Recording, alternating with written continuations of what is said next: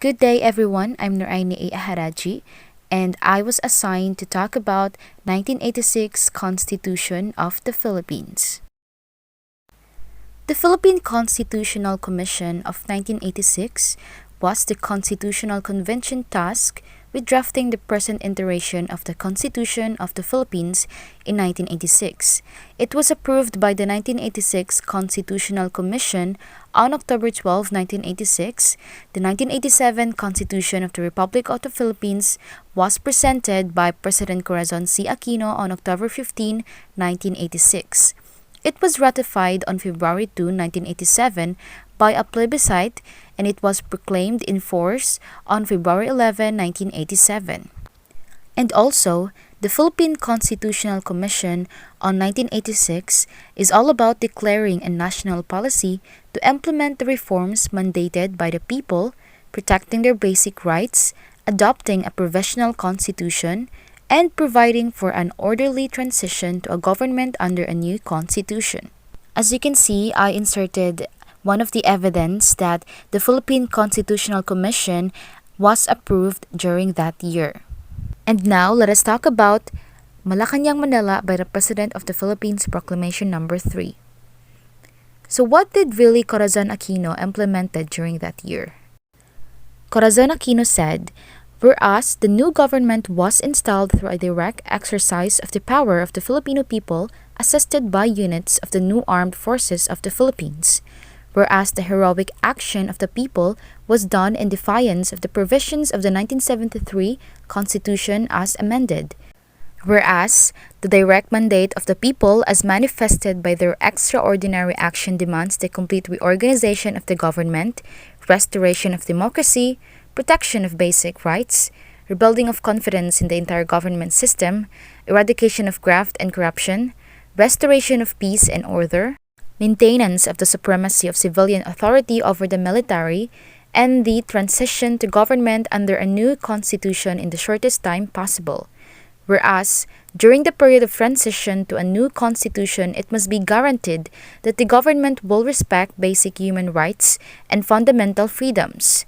And the last one, wherefore, I, Corazon C. Aquino, President of the Philippines, by virtue of the power vested in me by the sovereign mandate of the people, do hereby promulgate the following Constitution.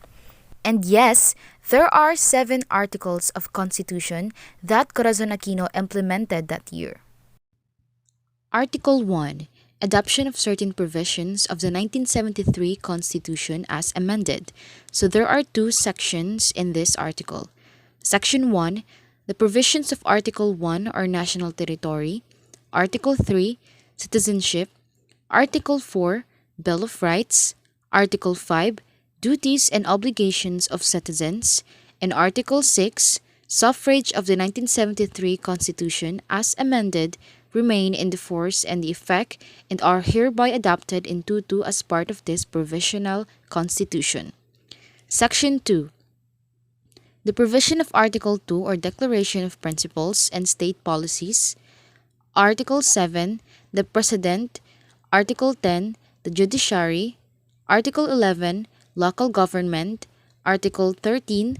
Accountability of Public Officers. Article 14. The national economy and patrimony of the nation. Article 15. General provisions of the 1973 Constitution as amended are hereby adopted as part of this provisional constitution. Now let's proceed to Article 2, the President, the Vice President, and the Cabinet. There are 6 sections of this article. Section 1 is all about until a legislature is elected and convened under a new constitution, the President shall continue to exercise legislative power. Section 2. The President shall be assisted by a cabinet which shall be composed of ministers with or without portfolio who shall be appointed by the President. They shall be accountable to and hold office at the pleasure of the President. Section 3. The President shall have control of and exercise general supervision over all local governments. Section 4. In case of permanent vacancy arising from death, incapacity or resignation of the President, the Vice President shall become President. In case of death, Permanent incapacity or resignation of the Vice President, the Cabinet shall choose from among themselves the minister with portfolio shall act as President. Section 5. The Vice President may be appointed member of the Cabinet and may perform such other functions as may be assigned to him by the President. And last one is Section 6. The President, the Vice President, and the members of the Cabinet shall be subject to the disabilities provided for in Section 8, Article 7, and in Section C and 7, Article 9, respectively, of the 1973 Constitution as amended. Next is Article 3, Government Reorganization. So there are 4 sections. Section 1 is all about in the reorganization of the government, priority shall be given to measures to promote economy, efficiency, and the eradication of graft and corruption. Section 2, all elective and appointed officials and employees under the 1973 Constitution shall continue in the office until otherwise provided by proclamation or executive order or upon the designation or appointment and qualification of their successors, if such is made within a period of 1 year from February 25, 1986. Section 3. Any public office or employees separated from the service as a result of the reorganization effected under this proclamation shall, if entitled under the laws then in force, receive the retirement and other benefits occurring thereunder. Last one is Section 4. The records, equipment, buildings, facilities, and other properties of all government offices shall be carefully preserved. In case any office or body is abolished or reorganized pursuant to this proclamation, its funds and properties shall be transferred to the office or body to which its powers, functions, and responsibilities substantially pertain. Now let's proceed to Article 4, which is existing laws. There are 2 sections of this article. Section 1, all existing laws, decrees, executive orders, proclamations, letters of instruction, implementing rules and regulations, and other executive issuances not inconsistent with this proclamation shall remain operative until amended, modified, or repealed by the President or the regular legislative body to be established under a new constitution. Section 2. The President may review all contracts, concessions, permits, or other forms of privileges for the exploration, development, exploitation, or utilization of natural resources entered into, granted, issued, or acquired before the date of this proclamation and when the national interest requires, amend, modified, or revoke them. Article 5, Adoption of New Constitution. Section 1. Within 60 days from date of this proclamation, a commission shall be appointed by the President to draft a new constitution. The commission shall be composed of not less than 30 nor more than 50 natural-born citizens of the Philippines of recognized probity known for their independence, nationalism, and patriotism. They shall be chosen by the President after consultation with various sectors of society. Section 2. The Commission shall complete its work within as short a period as may be consistent with the need both to hasten the return of the normal constitutional government to draft a document truly reflective of the ideals and aspirations of the Filipino people.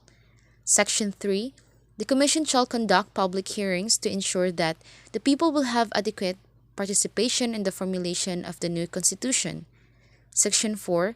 The plenary session of the Commission shall be public and fully recorded. And the last one, Section 5, the new Constitution shall be presented by the Commission to the President, who shall fix a date for the holding of plebiscite.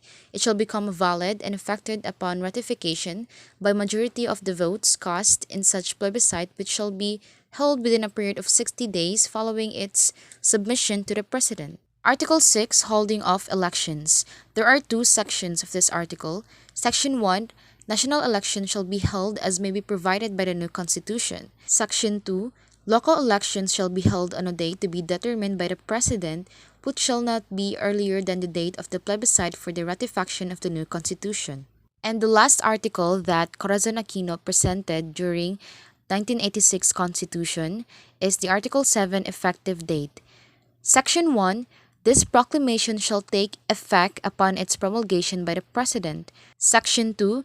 Pursuant to the letter and spirit of this proclamation, a consolidated official text of the Provisional Constitution shall be promulgated by the President and published in English and Filipino in the official gazette and the newspapers of general circulation to ensure widespread dissemination. So this was done in the city of Manila, the 25th of March in the year of our Lord 1986.